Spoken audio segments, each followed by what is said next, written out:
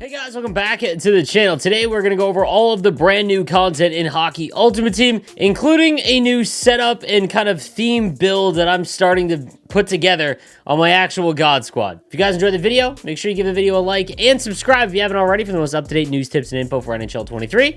Let's get into it. All right, guys, let's start out with some of the new Nations of Hockey cards, including this 83 Brady Shea, 6'3" with Protector and Shutdown. If you are just starting out of the game or you are looking to increase, from the starter build, that kind of thing, this is a perfect card to go out and get. There is not a lot of great left-handed defensemen that are cheap or that are have a lot of size and skating, especially early on in your team build. This is going for about 13 to 15,000 coins, 100% decent value, 88 speed, 87 acceleration. Again, not great, but if you're just starting out, if you throw Shutdown on, you're going to have a very usable card that you can use until you get a master set player and those kinds of things. So definitely be on the lookout for this Brady Shea if you are someone that has just started out the game. Next, we've got from Team USA, the 85 Seth Jones, 6'4". This card's going for about 18,000 to 20,000 coins. Again, a very good value if you are just starting out your team or if you're no money spent. If you can get Booming Shot activated, it's one of the best synergies that is not one of the skating synergies that you can get in the game.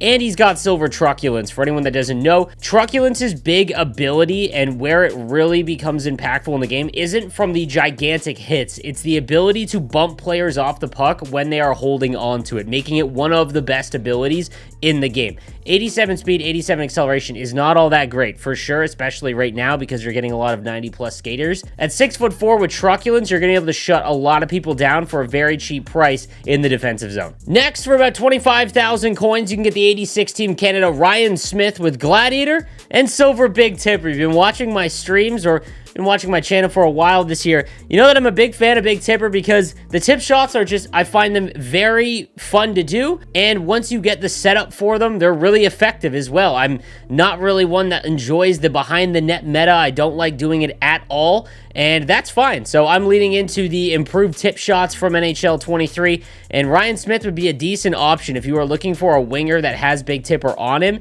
There isn't a ton that are super cheap. 20,000 coins will get you this card, 88 speed, 88 acceleration. Again, not great skating, but at 6'2", he's going to be able to use his body a little bit, even with that lower body checking. So not a bad card if you're looking to run for a Big Tipper. All right, here we go again. For about 75,000 coins, you can get the 87 Jacob Markstrom. You know, at the launch of the game, his base card was really the best goalie to use because he was very effective, and he only cost about 15,000 coins. Now, a little bit later on in the year, his base card, if you play in the higher divisions, because higher division players usually have better teams, he's getting picked apart left, right, and center. So I've been using Gudlevsky's on the God Squad, and he's been fine. He's been okay, nothing phenomenal, but far better than the base Markstrom. 70 aggression, 86 speed is a little low, but let me know in the comments section, as always, if this Jacob Markstrom has worked out for you guys. Next, we've got the 87 Rupe Hintz from Finland, going for about 65,000 coins, 6'3", 88 speed and acceleration with unstoppable force. This has the build and kind of look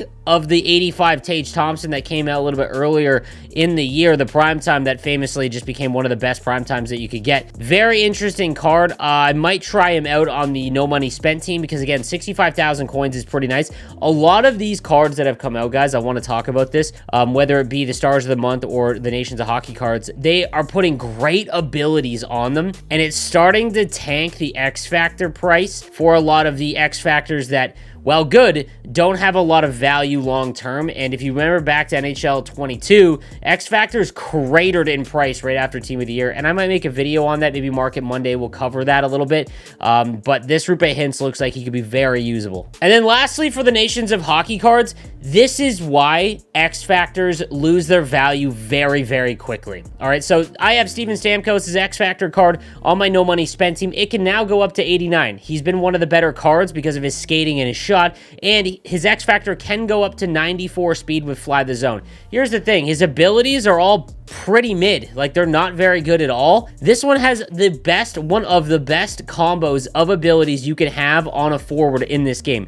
Gold Elite Edges and Silver Unstoppable Force is a nuts combo. It's made Wayne Gretzky's card feel better than Mario for the first time, I think, ever in Hockey Ultimate Team, his Edmonton Oilers version. And again, you've still got 92 speed, 94 acceleration. Here's the thing. To get Steven Stamkos all the way up to 90 overall, you're starting to spend exceptional amounts of power-up collectibles, okay? This is only going to cost you 100,000 coins right now. On PS5, this card is going for 100,000 coins. This is a great card for that price, guys. All right, guys, let's go through the team of the week, and it looks like it's a very international flair to it, obviously, with the Nations of Hockey event going on. We've got the 87 Johnny Gaudreau with Booming Shot and Elite Edges. Johnny Gaudreau at the beginning of this game was phenomenal. His Spotlight card was so good, but now we're getting to the point where we're starting to see overalls creep up, and this is the same issue that keeps happening in every single Hockey Ultimate Team year, because until they go to a build system where individual player types like playmaker, power forward, all of that,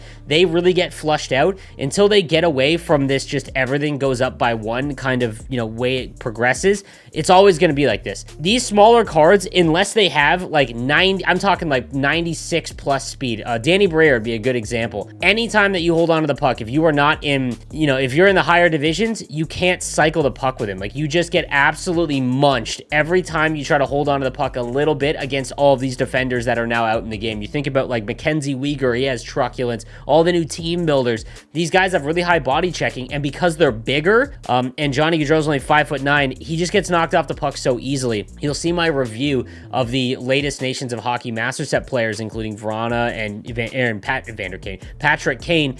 You're going to see some clips of why the smaller players just don't work out once you get into the higher divisions, because you really have to control time on attack to be successful in this game at the high end. If you're in lower divisions and you go end-to-end a ton and you're playing a lot of people that don't know how to use those bigger players, absolutely, he's going to be a good card. I had a ton of fun with him early on in the year with Elite Edges on, so if it is all going to depend on your play style and really the division you play in for Rivals. Then we've got my new centerman on the God Squad. Again, I'm going to talk about my new play style and everything like that, but 90 Sidney Crosby with Thief, Tape to Tape, and Gold Big Tipper. So it seems like they go in sprees of giving zone abilities to different cards. I mean, for the first 2 months, we really didn't see Truculence, and then we started seeing Truculence on a lot of players. Same with Elite Edges and Unstoppable Force. They're trying to give us cards that play well in-game because of their abilities.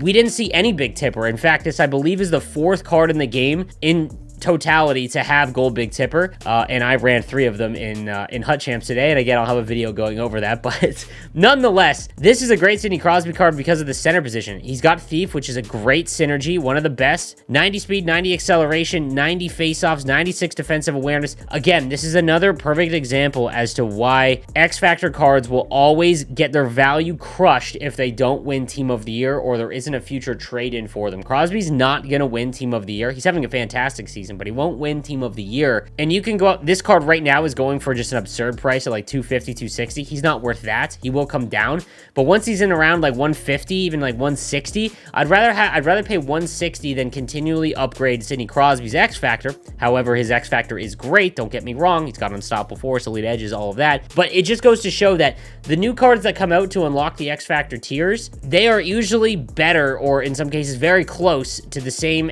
effectiveness as the X Factor counterpart, because the X Factors at launch of the game, all of their abilities kind of match what they are in real life, and while that's good and gives, like, you know, good simulation and things like that, in game it doesn't play the same. So nonetheless, I am going to be getting this card 1000%. Next, we've got the 85 Kevin Fiala with Light the Lamp and Wheels. Again, I've mentioned this before, Wheels on a card that doesn't have elite speed, just not really worth it. There's a lot better left-handed wingers. If you are in the range or price range for someone, you need a left-handed winger like this, you've just started the game, look at Kuznetsov, much better player than this Kevin Fiala in terms of a left-handed winger. We've got Elias Pettersson with Gladiator and an ankle breaker. Again, 89 speed, 89 acceleration is fine. Elias Pettersson cards have played a lot like Mitch Marner cards have for me, and that's they get bumped off the puck super easy, guys. So I've never been a fan. I guess if you're a Swede or you're a Vancouver Canuck fan maybe, but this would be a sell or just keep for the Team of the Year trade-in. Got the 89 Jack Hughes with Elite Edges and Gladiator. Jack Hughes cards, well, small. Again, I mentioned that smaller wingers specifically, have a pretty hard time as the year goes along. His shot, there's something to it. I don't know what it is. There's very few cards in this game that have a very differentiating stat base. So I think like Austin Matthews, his shot seems better than almost all cards. Connor McDavid, his stride, his speed is faster than his speed indicates.